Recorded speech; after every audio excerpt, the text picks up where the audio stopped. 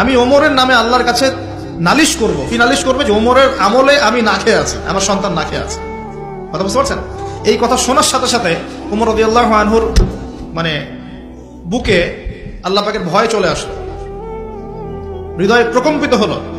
প্রকম্পিত হওয়ার পর তিনি নিজে চলে গেলেন মদিনায়, যেটাকে বলি আমরা বাইতুল মাল, মানে রাষ্ট্রীয় সম্পদ যেখানে থাকতো ওটাকে বাইতুল মাল বলা হতো। সেখান থেকে একটা আটার বস্তা নিজের কাঁধে উঠিয়েছেন, উঠিয়ে নিজে পায়ে হেঁটে ওই মহিলার বাসায় যাচ্ছেন।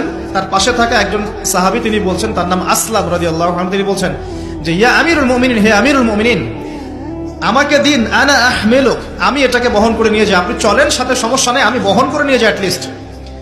তখন ওমর রাদিয়াল্লাহু আনহু বলছেন, দিলের কান দিয়ে শোনেন কথাগুলো, ওমর রাদিয়াল্লাহু আনহু বলছেন, হাল আনতা তাহমিলু উযরি ইয়াউমাল কিয়ামা, তুমি কি কিয়ামতের মাঠে আমার পাপের বোঝা বহন করবে? সুবহানাল্লাহ, চিন্তা করে দেখেন। নিজের হাতে গেলেন, রান্না করে খাওয়ালেন, তারপরে বললেন আগামীকাল তুমি আমিরুল মুমিনিনের দরবারে এসো, সেখানে আমাকে পাবে। এই হলো ওমর রাদিয়াল্লাহু আনহুর খেলাফত। একদিন তিনি তার যে উট, এটাকে পরিষ্কার করছেন। আলী রাদিয়াল্লাহু আনহু দেখে বলছেন, আমিরুল মুমিনিন, আপনি পরবর্তী জেনারেশনের জন্য অনেক কঠিন আদর্শ রেখে যাচ্ছেন, আপনি এত কাজ করছেন তারপরে নিজের কাজও নিজে করছেন।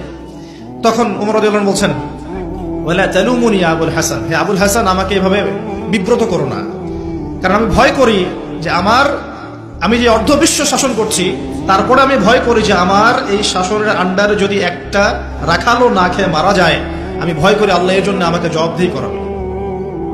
আরেকটা বলে শেষ করে দিই, আমর ইবনে আস রাদিয়াল্লাহু আনহু, তিনি একজন গভর্নর, কোথাকার? মিশরের। কার আমলে আছেন? ওমর রাদিয়াল্লাহু আনহুর সময়। তো তার ছেলের নাম হচ্ছে মুহাম্মদ। তো সেই মুহাম্মদ আমর ইবনে আসের ছেলে রাদিয়াল্লাহু আনহু।